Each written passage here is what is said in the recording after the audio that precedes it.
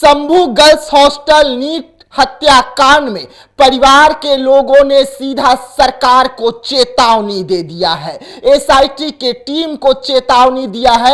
SIT की team आधी रात को जहानाबाद पहुंच गई, जहां पर उनसे एक और बड़ी चूक हो गई है, जिसके बाद परिवार के जो लोग हैं उन्होंने साफ तौर पे कहा है कि अब हम आत्मदाह करने वाले हैं। नमस्कार, मैं विकास सिंह राजपूत और आप देख रहे हैं देशवा न्यूज। एसआईटी की टीम हो या बिहार पुलिस हो, लगातार कटघरे में खड़ी है। लगातार बिहार पुलिस के वर्दी पर दाग लग रहा है और उसके बाद बिहार पुलिस एक्शन में आती है, 2 थाना प्रभारियों को सस्पेंड कर देती है और आधी रात को एक बार फिर से जहानाबाद पहुंच जाती है। लेकिन पीड़िता के जो मामा है, जो पीड़िता के मामा और उनके परिवार के लोग हैं, उन्होंने बड़ा बयान जारी कर दिया है। कई बड़े खुलासे कर दिए हैं कि एसआईटी की टीम आधी रात को जहानाबाद पहुंचकर क्या कुछ कर रही थी। तो चलिए, कई बड़े खुलासे जो है देशवा न्यूज पर पीड़िता के मामा किए हैं, एक्सक्लूसिव किए हैं। पहले आप इस पूरे बयान को सुने। जो छात्रा की हत्या हो गई,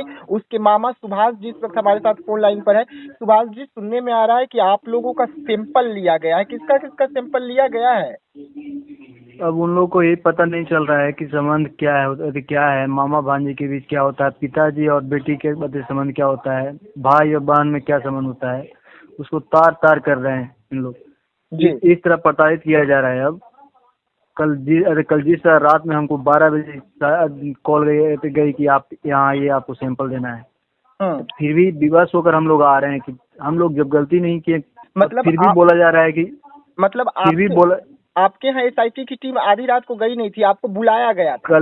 कल नाइट में यहाँ पतियामा 12 बजे पहुंची, 12:30 में जी। हमको 11 बजे 11:30 में कॉल आता है कि आपको यहाँ बुलाया, एसआईटी वाले बुला रहे हैं।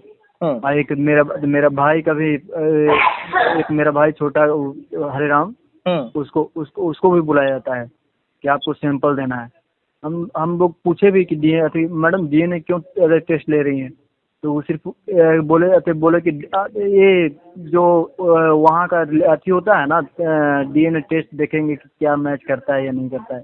उन्हें नहीं बताया कि उसके साथ रिलेशन अथी किया जा रहा है। इन लोगों का रिलेशन अभी तक पता नहीं चल रहा है क्या मामा भांजे के बीच होता है। नहीं तो ये घूम फिर कर परिवार की ओर क्यों एसआईटी टीम चली जा रही है, अपराधियों की ओर क्यों नहीं जा रही है? अब तक सिर्फ एक का सैंपल लिया गया है, मनीष रंजन जो इस वक्त जेल में है, उनका सैंपल लेती है। बाकी जो फरार चल रहे हैं उनको क्यों नहीं गिरफ्तारी कर रही है ये? उनको बोलना है कि हम किस बेसिस पे लें। उनको प्रशासन को बोलना है किस बेसिस पे। जब हॉस्टल में कुछ लड़की हुई है अनकंसेंट, उसके साथ सामूहिक दुष्कर्म हुआ है, फिर भी उन लोग कहते हैं कि किस बेसिस पे लें। इसका मतलब वो सिर्फ केस को सिर्फ उलट फेर करना चाह रहे हैं। अच्छा, जहानाबाद में हम यहाँ तक बता दिए कि लड़की इतना 5 तारीख को इस ट्रेन से इतना बजे गई है सर जी। और उनको क्या हम बताएं? वो कोई भी बोल रहे हैं, हमको पूछते हैं कि क्या उसके बीच कुछ हुआ है, तो सर आप प्लीज जांच कर लीजिए ना। उसका मोबाइल डिटेल जो आप देख ही रहे हैं, उस बेसिस पे भी आप देख रहे हैं। और गांव से एक मेरा गांव आप भी आए होंगे, आप भी गांव में देखे होंगे कि वहां से निकलने का जरिया है कहीं। एक लड़की निकल सकती है सर, एक हम लोग का रिवाज में तो एक लड़की साधारण नहीं निकलती बाजार में। बिल्कुल। इन लोग और 27 से 5 तारीख तक लड़की बाहर नहीं निकली है। और उन लोग को क्या पड़ा हुआ है कि जहानाबाद में हुआ है, तो जहानाबाद में सर हम अपराधी को ही तो ढूंढ रहे हैं। इस तरह तंग क्यों किया जा रहा है हम लोग को? अभी भी पुलिस पहुंच रहा है? अभी भी आज सर 3 वो आए हैं। आज पहले तो सीआईडी वाले आए, उसके बाद थाना वाले आ गए। नहीं तो ये सभी अलग अलग टुकड़ियों में जाकर क्या दबाव बनाया जा रहा है आप लोगों पर कि आप लोग केस को वापस लीजिए, केस मैनेज कीजिए, ऐसा कुछ दबाव बन रहा है आप लोगों पर? ऐसा तो बोला नहीं जा रहा, लेकिन लग तो रहा है वैसे ही कि केस को गुमराह करके मतलब किसी तरह परिवार पे ही थोप दें।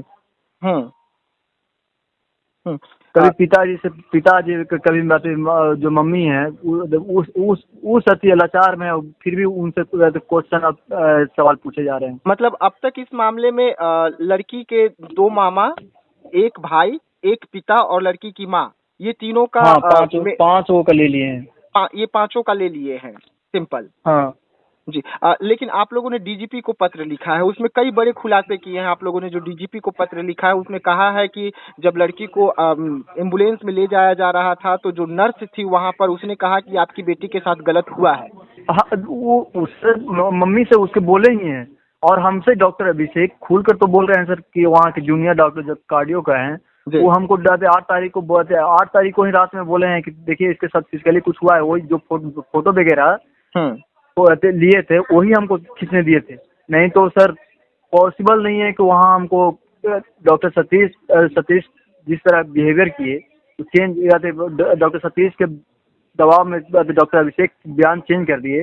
अगर फोटो नहीं लिए रहते, अगर पोस्टमार्टम नहीं आता तो फिर तो इन लोग सुसाइड का बात ही पूरी तरह रिपोर्ट दे दिए थे। और यहाँ तक कि वो जो भी फोरेंसिक टेस्ट का रिपोर्ट भी आया है उसमें भी मेल स्पर्म का दिखाई दे रहा है अंडरगारमेंट्स में जी। फिर भी इन लोग कहाँ देख रहे हैं, कौन सा हम लोगों को तो कॉपरेट अभी तक तो नहीं न्याय का कुछ चीज सूझ रहा है सर। आगे क्या करेंगे इस कंडीशन में जहां आप लोगों को कुछ नहीं दिख रहा है? लड़की के पिताजी जो हैं उनका बयान निकलकर सामने आ रहा है कि हम सुसाइड कर लेंगे। तो क्या हम गरीब परिवार क्या करेगा सर? लास्ट में तो वही ऑप्शन ही है। हम लोग क्या कर सकते हैं? जिस तरह प्रताड़ित किया जा रहा है उस तरह लास्ट में हम लोग वही काम करेंगे। मतलब आप लोग आत्मदाह की ओर बढ़ेंगे तो और क्या करेंगे? सरकार प्रशासन बात सुन ही नहीं रही है। SIT गठित हुआ उसमें से भी हम लोग को प्रताड़ित ही किया जा रहा है। तो क्या हम लोग के पास ऑप्शन क्या है? सहज सर्जरी का जिक्र हो रहा है, प्रभात मेमोरियल का जिक्र हो रहा है। जब रेप की पुष्टि हो गई है, जब बलात्कार से इनकार नहीं किया जा रहा है, तो डॉक्टरों से क्यों नहीं पूछताछ हो रही है? ये सवाल जब आप लोग पूछ रहे हैं SIT की टीम से तो क्या जवाब मिल रहा है? क्योंकि डॉक्टरों से अभी तक इस मैटर पे एक ही बार पूछताछ हुई है। सर स्टार्टिंग से तो गुमराह किया जा रहा है। डॉक्टर अभिनव कहते हैं अपना एडिशनल SP का बयान पहले ही आ जाता है कि बोले उसके बाद में 90 को नहीं पाई जाती है। उसके साथ कुछ बलात्कार नहीं होता है। ये डायरेक्ट आप लोग को भी पता है कि 12 तारीख क्या बयान दिए थे कि नहीं दिए थे। जी जी। उसके साथ अगर नहीं होता तो हम लोग रोड पे क्यों उतरते? आगे क्या कुछ करेंगे? क्या सम्राट चौधरी से मुलाकात करने के लिए क्या कुछ कर रहे हैं? मुलाकात हुआ या अभी तक नहीं हुआ है? नहीं, हम लोग को मुलाकात नहीं हुई। वो अपने स्तर तक खाली कर रहे हैं लेकिन हम लोग को तो अभी तक न्याय का कोई अभी रास्ता नहीं दिखाई दे रहा है।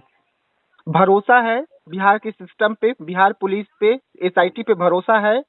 SIT पे तो कुछ अब बिल्कुल जिस तरह हम लोग को टॉर्चर किया जा रहा है उससे तो हमको तो नहीं लग रहा है कि SIT पे भरोसा हमको रखना चाहिए।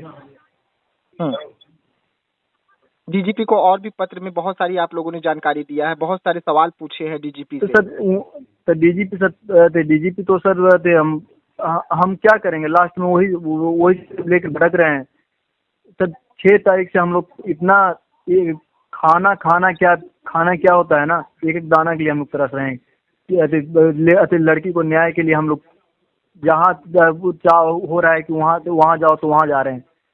फिर भी उस केस को किस तरह डाइवर्ट करना चाह रहे हैं अभी तक पता नहीं चल रहा है।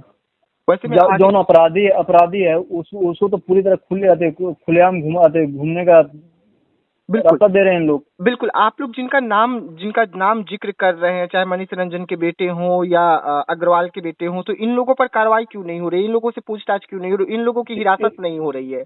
ये तो सर SIT वाले ही जवाब देंगे ना, क्यों नहीं दे रहे हैं। हम लोग से तो बोलते हैं कि हम किस बेसिस पे उसको करें। ये हम लोग को सीधा बोले जा रहा है कि हम किस बेसिस पे करें। अब तक की कार्रवाई से संतुष्ट हैं? संतुष्टि यही है कि आप न्याय नहीं मिलेगा, आप परिवार पे ही टॉर्चर किया जाएगा, यही संतुष्टि मिल रही है सर हम लोग को। चलिए, बहुत बहुत धन्यवाद पूरी जानकारी देने के लिए। जी हाँ, सुना आपने, आत्मदाह कर लेंगे अगर इंसाफ नहीं मिलेगा तो। जिसके बाद सीधा बिहार डीजीपी को पत्र लिखा गया है। पत्र में कई जानकारियां दी गई है, कई बड़े खुलासे परिवार के लोग कर रहे हैं, लेकिन एसआईटी की जो टीम है वो परिवार के लोगों का ही सैंपल लेने के लिए पहुंची थी, डीएनए से जांच करवाने के लिए पहुंची थी। और जो सैंपल लिए गए उस सैंपल के जो सदस्य थे सभी को हैरान और परेशान किए। जब एसआईटी की टीम वहां पर पहुंची, एफएसएल की टीम जब पहुंची, तो सैंपल पीड़िता यानी कि जिस लड़की की हत्या हो गई, जिस लड़की की मौत हो गई, उसके पिता, दोनों भाई और दोनों मामा और मां का सैंपल लिया गया है। इससे अब मिलान किया जाएगा कि लड़की के साथ जिन लोगों ने बलात्कार किया वो लोग कहीं घर के सदस्य तो नहीं थे, कहीं मामा, भाई और उनके पिता तो नहीं थे। यानी कि सीधा अभी भी एसआईटी की टीम जो है उनका शक परिवार वालों पर ही है। लेकिन जब पीड़िता के परिवार वाले एसआईटी की टीम से यह सवाल किए कि आप उन लोगों का क्यों नहीं डीएनए ले रहे हैं जो फरार चल रहे हैं, मनीष रंजन के बेटे का डीएनए लीजिए, मनीष रंजन का डीएनए लीजिए, अग्रवाल के बेटे का डीएनए लीजिए, इस पर एसआईटी खामोश हो गई। एसआईटी की टीम ने जो बयान दिया उन्हें वो पीड़िता के मामा बता रहे थे और साफ तौर पे सरकार को चेता रहे थे कि अब हम लोग आत्मदाह की ओर बढ़ रहे हैं। तो ऐसे तमाम खबरों के लिए रहिएगा हमारे साथ, दीजिएगा इजाजत, धन्यवाद।